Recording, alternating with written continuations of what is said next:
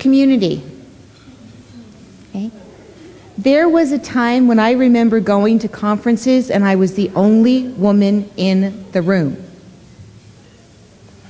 I've shared some stories this afternoon with some of the women who talked about what it was like, Mary, what it was like to be the only professor in the department that wore a skirt.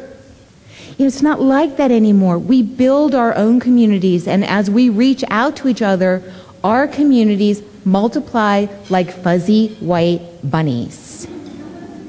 Okay? Show of hands, how many of you are on LinkedIn? Okay, action item. If you are not on LinkedIn, ladies, then you put your bunny on the pill.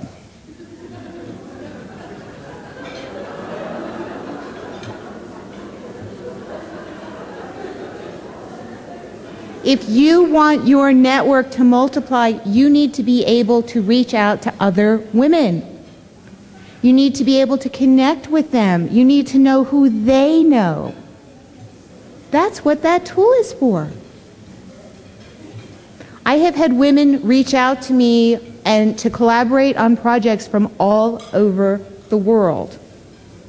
I've had women that I have not spoken to since college, which was a long time ago, who have found me on those platforms. And what that allows you to do is build that sense of community on a wider scale. You don't know who the person sitting next to you knows. And you won't find out until you start connecting with each other. But equally important, go out in the community. How many of you have ever been in a position where you really, really, really wanted somebody to trust you to organize some big project, and nobody would give you a chance? Nobody thought that you could do it. Well, you know what, folks? There's a way to do that, to show people that you can do it even when they won't let you. Volunteer.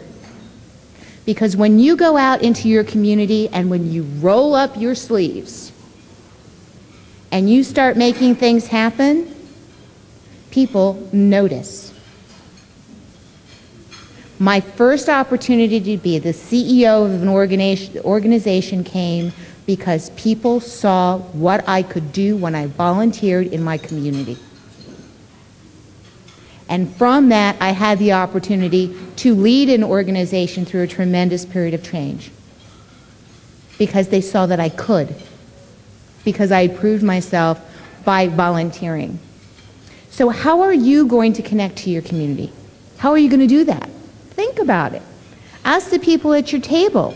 When you go back, ask your mentors. And this doesn't just apply to the students in the room. Ladies, it applies to you if you're 20, if you're 30, if you're 40, if you're 50, and I have a really good friend who is now tackling her new career at the age of 70.